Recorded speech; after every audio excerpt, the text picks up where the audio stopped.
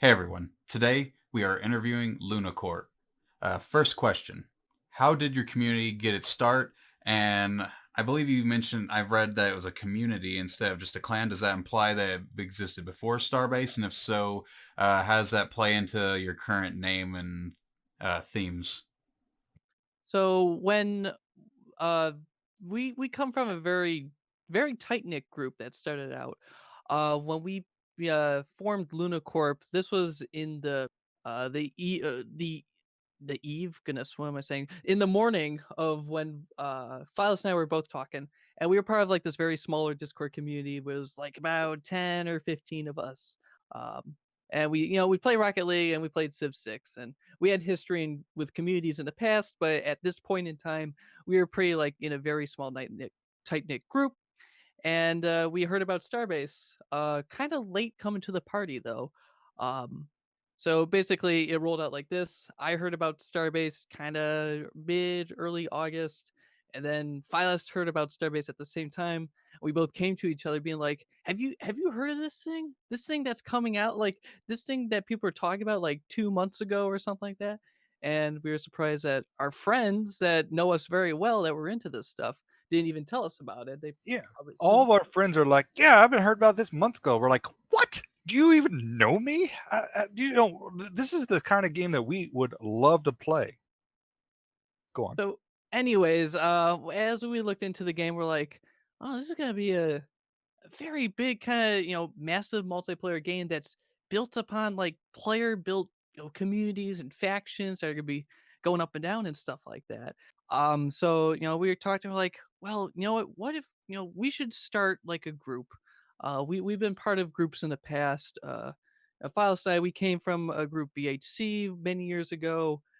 We also were part of a group called Rage Quit for a little bit, and we floated around honestly.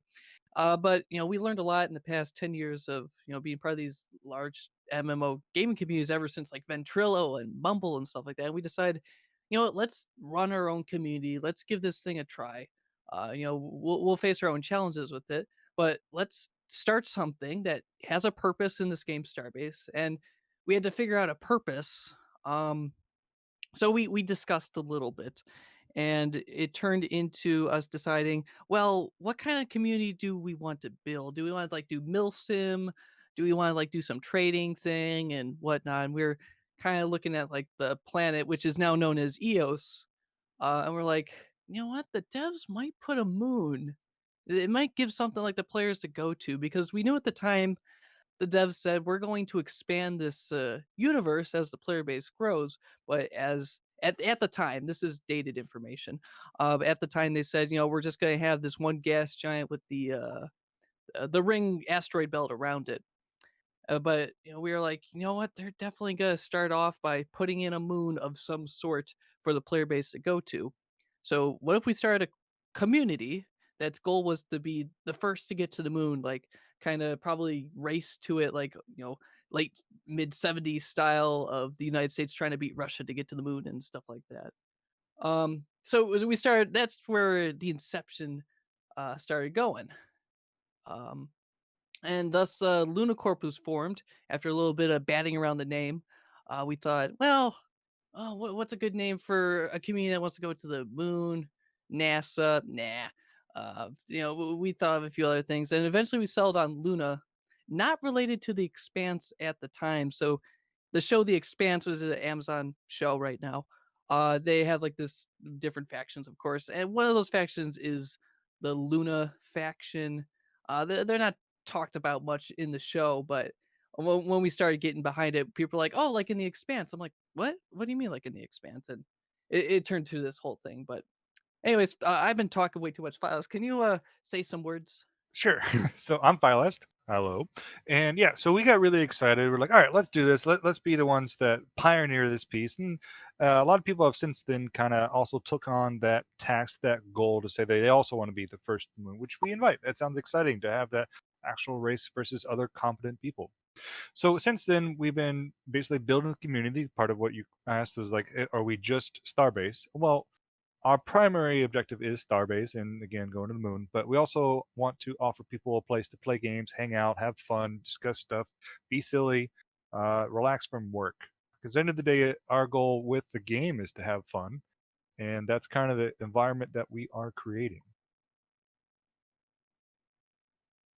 Yeah. All right, cool. So, do you still like you said one of your main plans is go to the moon?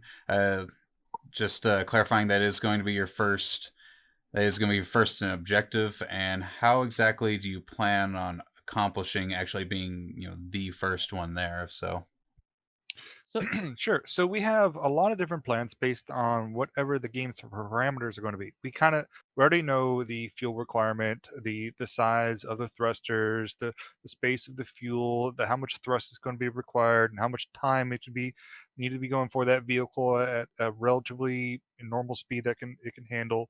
We get that. However, some of the information that we're still kind of learning is, can we refuel along the way, or the super highway is going to be the way to go? Is it just going to be a one shot kind of deal? So each of these scenarios we kind of have a game plan of what we're going to do, and then once we get there, show videos, take pictures, get the selfie, and then create a healthy economy where we want to be the shipbuilders, we want to be the person that builds arms, we want to be the people that people go to for all the excitement. We have lots of plans that I think will be a lot of fun. yeah, like everyone, once they're in Starbase, like at some point, maybe if their community isn't that invested in going to the moon, at least we could be a fun tourist destination for you to, hey, let's take the lunar cruise ship, head off to the moon for like a month or so, stay in one of those fancy condos they built in the crater, have a good time, and then go check out what else is going on out there and stuff like that. Our plan ranges from, well, it could might just become like a military position for us, getting to one of the moons, but also it could turn into Las Vegas. all right. So y'all are mentioning a lot of afterthought goals. So that kind of plays into one of my other questions of where it's going to go.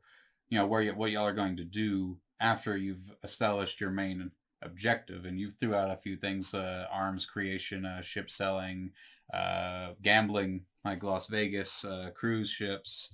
Seems like y'all want to kind of like have your hands in a lot of different pots. Is there anyone in particular that y'all are going to like want to focus on? Are you going to want to keep with the theme of the colony and get more into real estate and just expand, make more cities, or like what's the deal?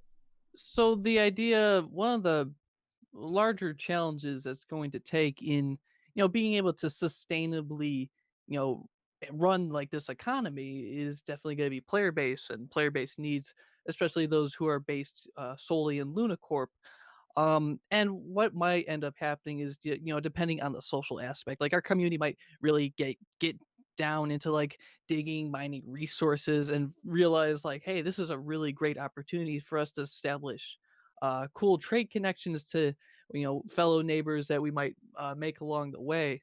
Um, but one of our, sustainability concepts ultimately stems to our creation of Lunacorp is realizing is that uh, we need a we're making a player base that not only is just playing Starbase to, run in the ships, or, moving the trade ships, or doing this or that, or like doing work after work, as like some people might as go as far to say it.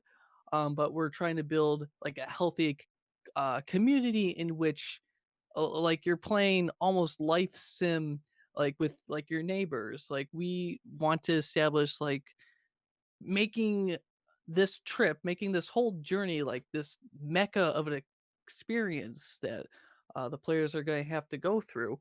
And so this might involve people being happy with like living amongst like a ship population that's traveling to the moon or whatnot. Like this, the trip early on, if you imagine like the settlers in the Old West, and I'm going to allude to the Old West a lot because we just had our Luna Corp movie night last night. We were watching a cowboy movie, The Ballad of Buster Scruggs, and it very alludes to a lot of this old timey travel with the covered wagons kind of stuff.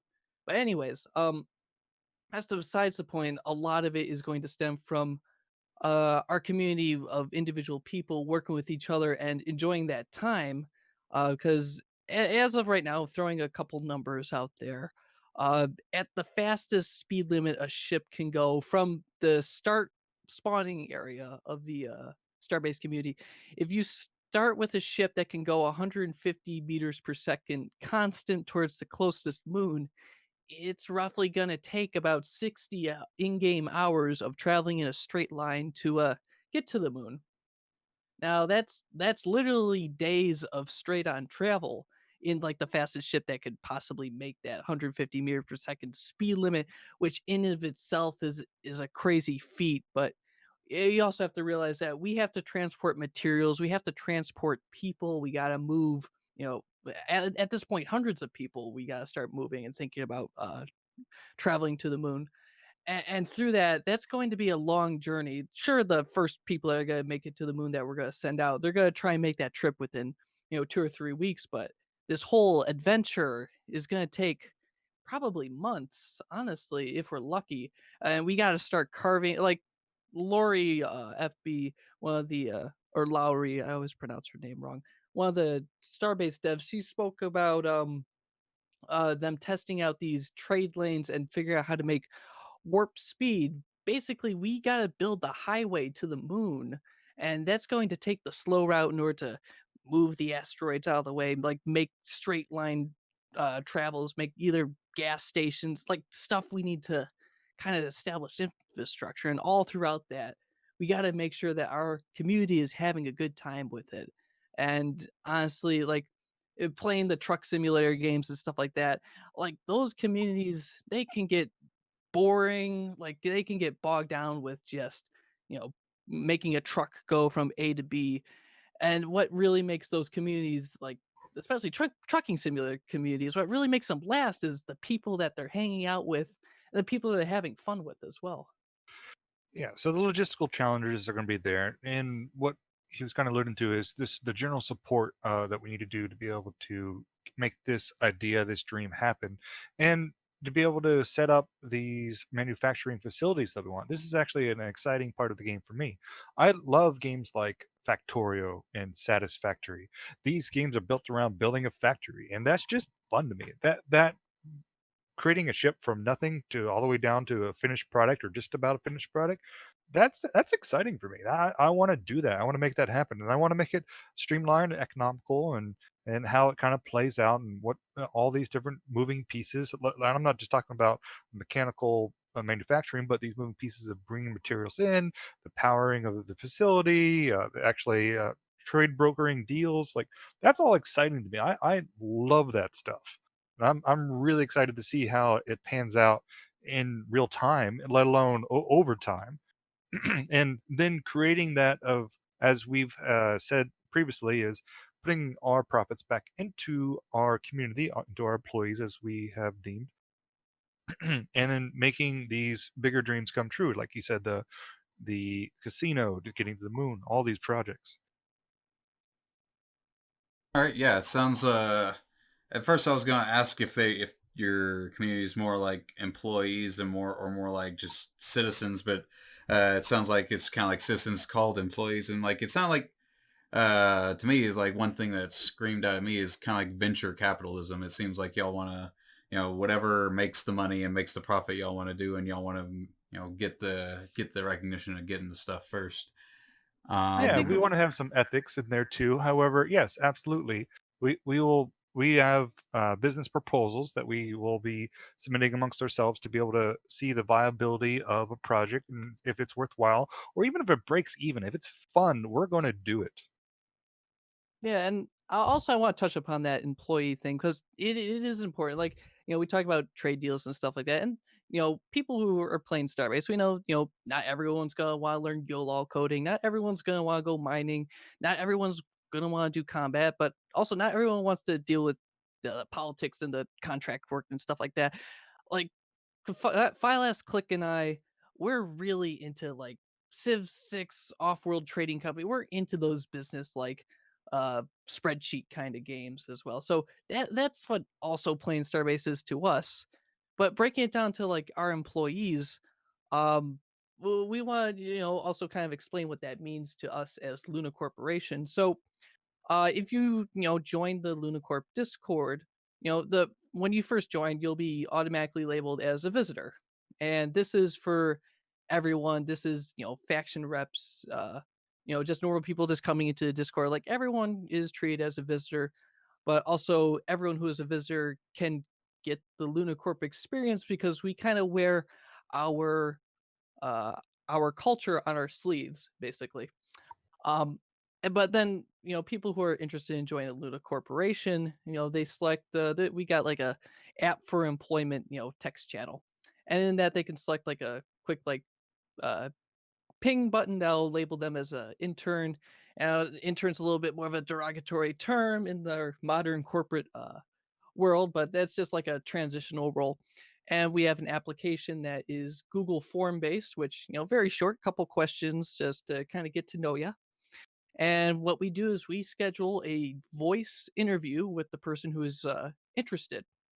And so each employee that you see listed on the LunaCorp Discord, each one of those persons, sat down with at least two CEOs, click file last night, whatever arrangement with that. And we have maybe one or two managers that might also attend as well, and we get to know the person. Like we'll, talk about like their likes, their dislikes, what kind of video games they're into, what kind of history they've had in gaming communities, and we basically, figure out, okay, cool, like how would this person fit in with Lunacorp?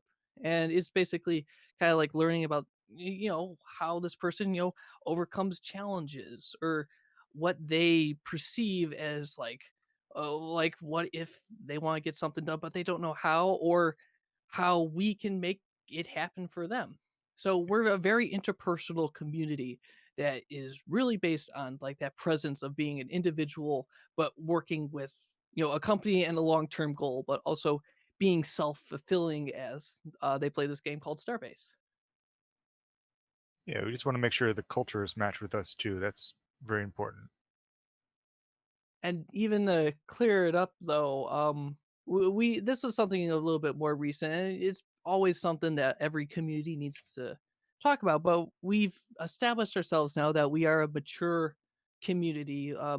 We have the age range of low as 18, like that's our low bar, 18 years of age, and our highest is, I think we got someone who's like 45. Like we are very much in that young adult uh phase of a community. So and that's what we kind of want to establish, as Phyllis mentioned earlier. We're working guys, like we all have jobs, and I won't disclose their jobs, but I'm a working musician, and I spend all day working with people, dealing with all this stuff, and I want to come home and honestly play some video games with other adults who are just also blowing off steam. And we want to create that atmosphere. It's like it's cool to be here. It's like either going out to the bar, except all the alcohol is already in the house and you already bought it, and you're just chilling out. So, yeah. Awesome. What up? Yeah. All right. One thing that I want to touch on is you did mention some level of military, which brings me to my next question. How exactly does Lunacorp plan to approach diplomacy, and namely, how is it going to guarantee the safety of like its members of the cities that you're doing, and just generally the operations that you're gonna have going on? So we oh, sorry. Yo, Fiast. I talked too Sure. much. So we have a lot. Where diplomacy in general is that we are open to basically be friendly with anyone that wants to have those trade deals going on, especially, particularly, I should say, with people that have trade deals. We want to be that manufacturing piece that makes products in products for people. So those invested trade interests are hopefully going to help secure relationships. I mean, we are going to have our own security, and those trade deals, depending on how, logistics of actually transporting from point A to point B, may influence further diplomacy because of how the need to be able to protect those assets getting from wherever we create them to wherever they need to go, or vice versa. So that at its heart hopefully will drive that healthy diplomacy factor. Now, I encourage and looking forward to those healthy competition, the friendly competition of, can we make a better starship than you, or a less expensive starship, or get to the moon faster than you? That's exciting. It's going to be interesting to see where the cards lie of where the limiting factor is. I assume the limiting factor is going to be human resources, meaning the amount of hours put in to be able to collect mining equipment, or whatever the raw resources are, or actually putting things together. So we'll see kind of how it unfolds. But that being said, we go into it with we are outwardly declared as neutral and looking to make trade deals with whoever wants to buy from us. Uh, Also, to expand upon what you just said, Files, and also to pull back a little bit, when we're dealing with like Starbase isn't out yet, of course. Right now regarding deals, like we're looking forward to the people in game that we run into that we could, figure out deals with. I know it's, all this, before the game comes out, all this politics, it's fun and all, but doing guarantees like that before the game even comes out is very challenging to do and logistically doesn't work out. But if for any of those communities that are out there and are listening to this, if you run into, Luna Corp in game and you see, if we set up a shop or something like that, we'll be free to do business and get a hold of us. But also, I think addressing the military thing on a more real, not realistic level. The word I'm looking for is expectations level. Yes, we actually do have a security team and also people who have milsim experience. Now, getting set up for just security based ideas like patrol ships, defense ships. We know like during this whole journey, like, getting to the moon, setting up whatever, like we're gonna have to deal with, raiders who set up their little bases out in the middle of like the asteroid fields, people who like to just hunt for the fun of it. And we totally expect that. Honestly, it'd be silly not to expect some form of raiders. What's the Guerrilla warfare is what I'm yeah, expecting guerrilla to warfare? experience. Yeah, It's it's not just gonna going to be. be a flea or a fly on their shoulder, just to flick it off. All right, yeah, that's annoying. Cool, good job. Moving on. Mhm. Yeah, so it's like honestly, as it stands right now, we don't anticipate. Well, we haven't received any death threats from any other larger communities.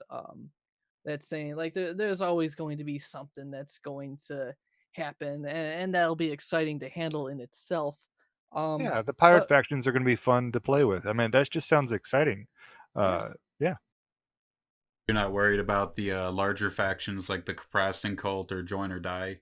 If let's say like a contingency plan, if maybe they just decide that, or maybe even Rambo, if like they just decide they don't like one of your members, so they're just going to, make their goal to make y'all angry, kind of thing. Because I know one big thing that Master Astaroth said in his interview was, it's not just the fact that he's doing it. He wants you to be upset, and he's going to do it until you're upset, kind of thing.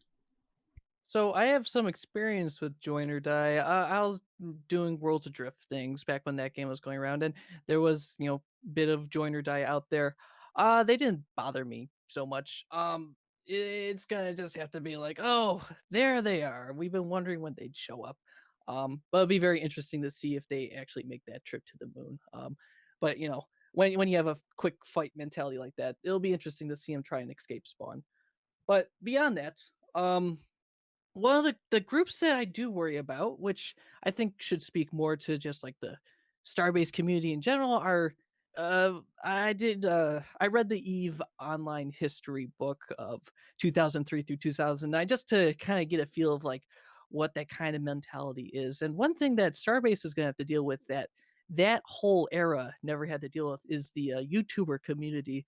I think what we're going to have to really worry about are these like 1,000, 2,000 follower YouTube armies that are just going to come in for like a week and just wreak havoc on like something. Those are like the things that I really worry about.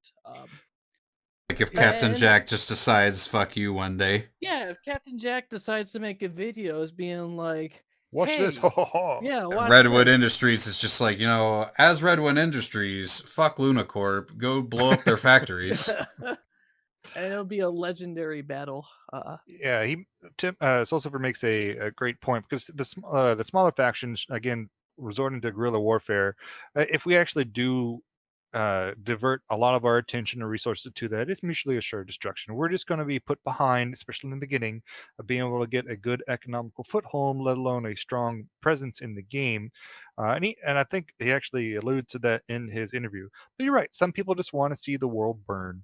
And they just that enjoyment out of other people's displeasure. Yeah, it's sadistic and cool.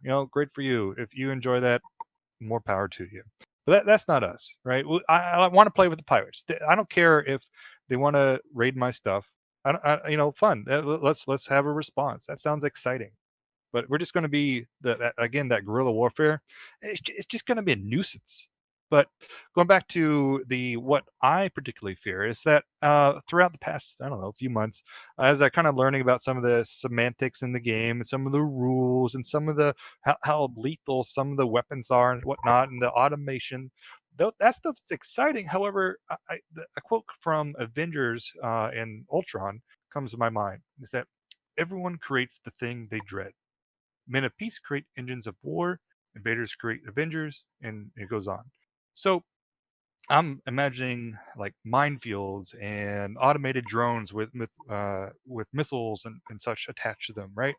And then it takes me a day or two to kind of come to the realization that everything that we can kind of dream up, there will be a counter to, which took me a little bit while to kind of accept or realize that there is a way around it, which is that kind of that little arms race of going back and forth, like today's modern warfare, where you got missiles lock-on systems, counter lock-on system, chaff, and this dance of going back and forth. That is really cool. So before I was like really kind of scared because what I was scared of is not that these minefields would exist, right?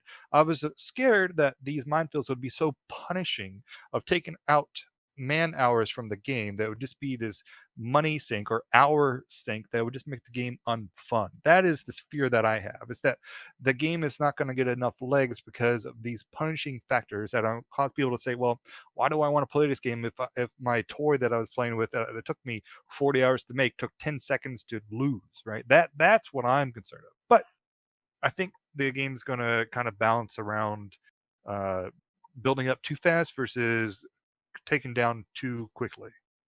Yeah, I would hope so. The stuff they've shown so far, everything is pretty much paper mache. Mm-hmm. Anyways, I feel a bit like we're going through all the conversation stuff, but I would feel amiss if our buddy Click here, who has been quiet the whole time, didn't get to say anything. So, quick, I'll introduce Click here. So, when we did the Kenator interview, there were two CEOs of Luna Corp. It was Philast and I. Um, and what happened, shortly after the Cantor interview, we started, regaining membership and we're getting some momentum um, pretty quick here. And we started realizing, like, oh, we're starting to get, like, a larger European division. And Faust and I, we're both on the East Coast of the States. Um, and we don't get all of the, what's the term? Lingo. Yeah, the lingo, stuff like that, uh, of Europeans.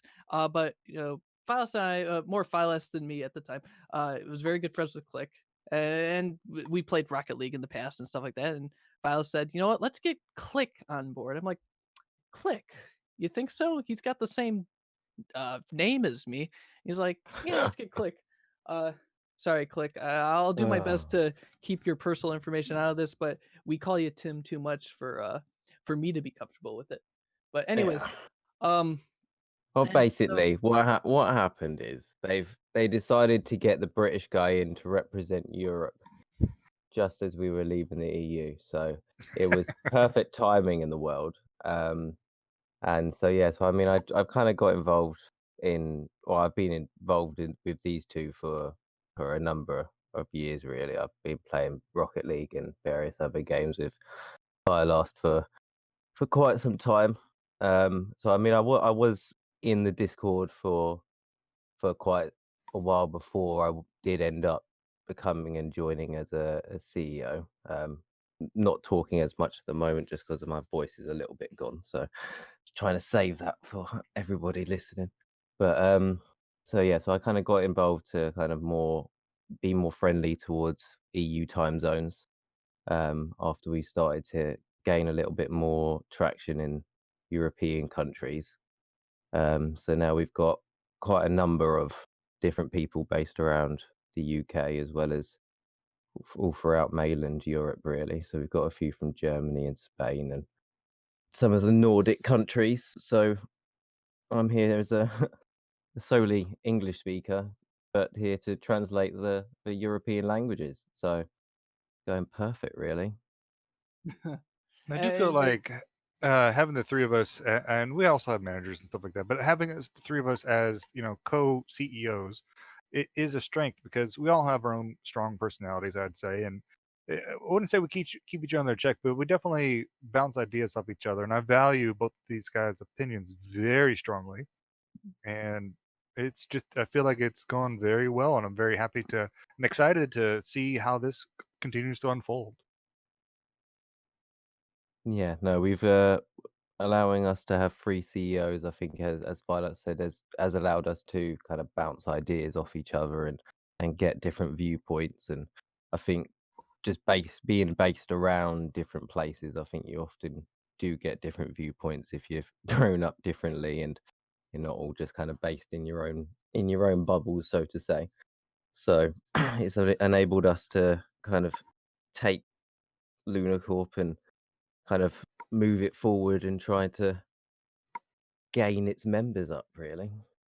honestly, the whole thing, especially after Clicks, brought into Luna Corp, our evolution as a community has become like huge, like astronaut, like compared to when we did the Cantor interview. To put it in perspective, of course, it was just me and Phylest. We didn't have any managers then, and we had about 20 guys.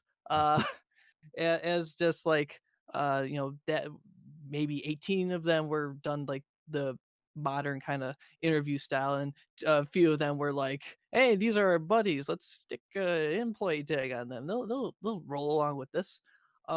At the time. And then Kanator asked us, well, how many do you anticipate having once the game comes out? And this was right when things started realizing that Starbase wouldn't come out in December. So we are kind of like guesstimating. We are like, I'd say about 50. Like that was like our rough estimate. And just recently we've, surpassed over 60 plus dedicated employees. And our Discord server itself, it's about to almost hit 400 concurrent Discord users, which is just like, oh my goodness, this is great. Like we're really making some headway into this idea, and we plan on pushing forward with it. As the days go by and as the game gets closer. Awesome. I have one final question for you, and that is, how do you plan to deal with corporate espionage? Could you give an example of So corporate espionage? I'm interested in his example, but there's always going to be corporate astronauts. We assume that there's going to be people already in our group that are dual factions, or that say that I'm using your group as an example. I'm DSI at heart, but I'm going to join Luna Corp. Yeah, we get it. Right now, we don't have any information that's kind of out there that we wouldn't be afraid for other people to see. When it's going to get a little more interesting is when we actually start getting a home base, and it's I don't know how secretive we're going to be able to keep anything. I mean, as the entire community, yeah, there's one world, yeah, it's very big, but it all this information is going to be kind of be able to be gleaned whether we have a spy in the group or not, right? Stuff is going to be sold. Like, let's say we create this awesome turret that is automated, that is the meta, that is the most damaging thing out there.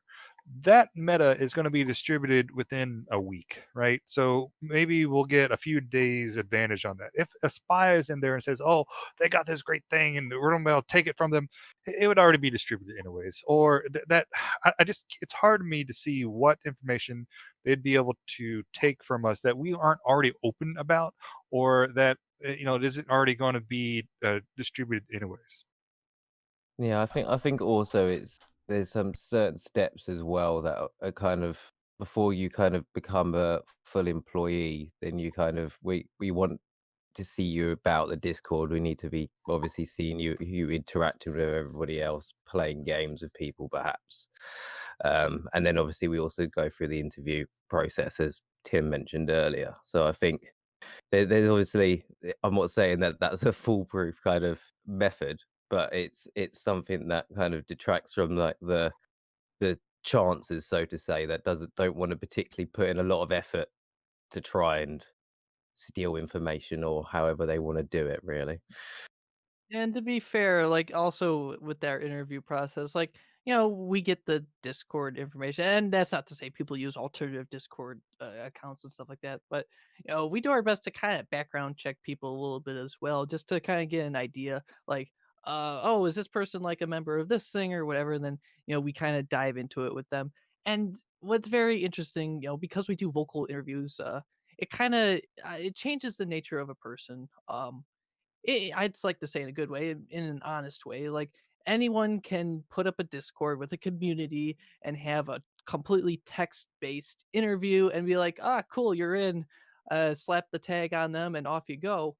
We're very much more interested in hearing this person speak to us about what, who they are, and you could learn a lot about that as as when you're sitting in a voice channel talking to them, just like Yeah, how we are right now. we pride ourselves as being real, or at least what we think is being real, of course, right? But as Tim said earlier, or Soul Surfer, I should say, said earlier, we wear our personalities on our sleeves. We are open about who we are. Yeah, we have flaws, of course we are, but other than that, we're genuine, or at least I believe I'm genuine. All right. All right. That pretty much answers that question. Actually, it was just gonna be people inciting for malicious intent for the most part. I think that's all we got time for. Probably running around on in about 40 minutes now. Yeah. So if y'all guys like this video, leave a like and subscribe if you want to see more like this. And I'll leave a link to their Discord in the description. And I'll see y'all in the next one.